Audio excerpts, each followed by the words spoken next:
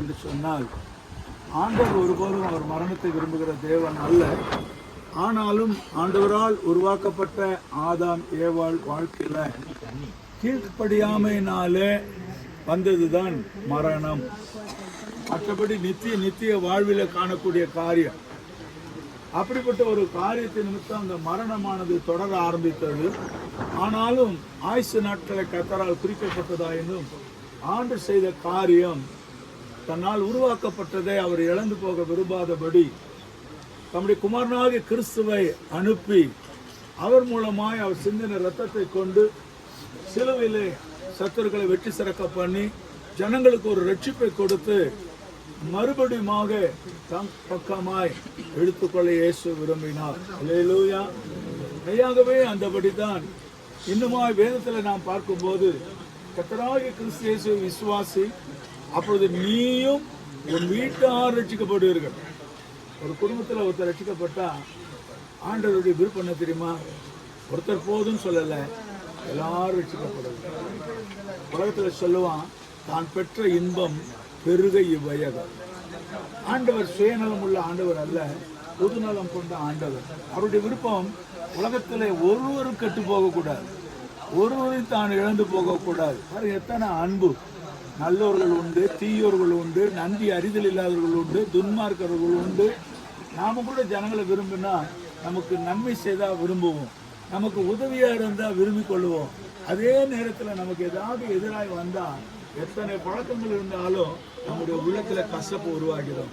ஆனால் கர்த்தராகிய இயேசு கிறிஸ்துவுடைய உள்ளத்திலோ இந்த கசப்பு இல்லாதபடி இன்னைக்கு உன்னை நேசிக்கிற தெய்வம், என்னை நேசிக்கிற கர்த்தர், இன்னைக்கு அனைவரும் கர்த்தர் நேசிக்கிறார். அந்த இயேசுவை நேசித்து இயேசுவை சொந்த ரட்சகராக ஏற்றுக்கொள்கிற நோக்கம் என்ன? அதாவது வேதத்தில் நான் பார்க்கிறோம், நீதிமொழிகளை பார்க்கிறோம், நீதிமானுக்கோ மரணத்தில் திட நம்பிக்கை உண்டு. எல்லாரும் சொல்லுவாங்க இந்த மரணம்னு சொல்லி அவங்க வாழ்க்கை முடிஞ்சது. அதாட்டா சிலர் சொல்லுவாங்க இது எத்தனாவது பிறவி? எந்த பிறவியும் இல்லை, ஒரே பிறவி தான். பிறப்பு உண்டானால் இறப்பு உண்டு, இறப்புக்கு அடுத்தது நியாய தீர்ப்பு.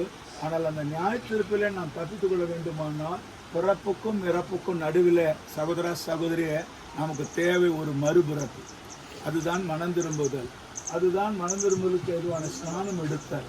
அப்படியா இந்த அன்பு சகோதரி நான் கேள்விப்பட்டபடி அவர்களும் ஒரு ஸ்நானம் பெற்ற அன்பு சகோதரியாக இருப்பதினால் என் தேவனை நான் அதிகமாக ஸ்தோத்திரிக்கிறேன்.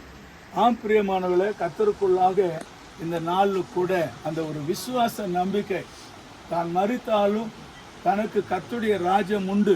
இந்த உலகம் நமக்கு சொந்தமே அல்ல. பல வருஷங்கள் தங்கின காலத்தில் பார்த்தீங்கன்னா நாங்கள் செய்தியில் தான் பார்க்குறோம், நேராக எங்களுக்கு தெரியாது.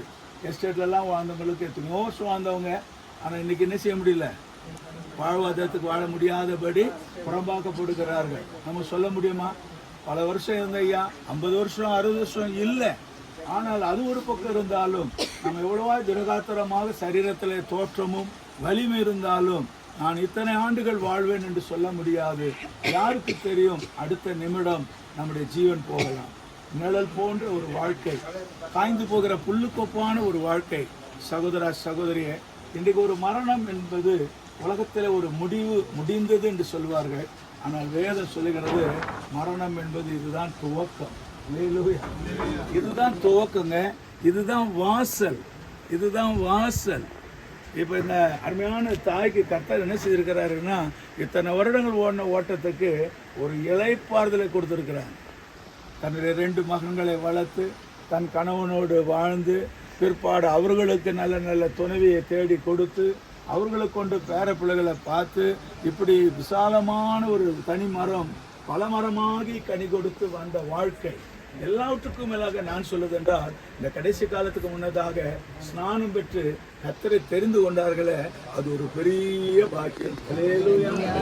பிரியமான சகோதரா, காரணம் இப்பொழுது அவர்கள் மரித்து போனாலும்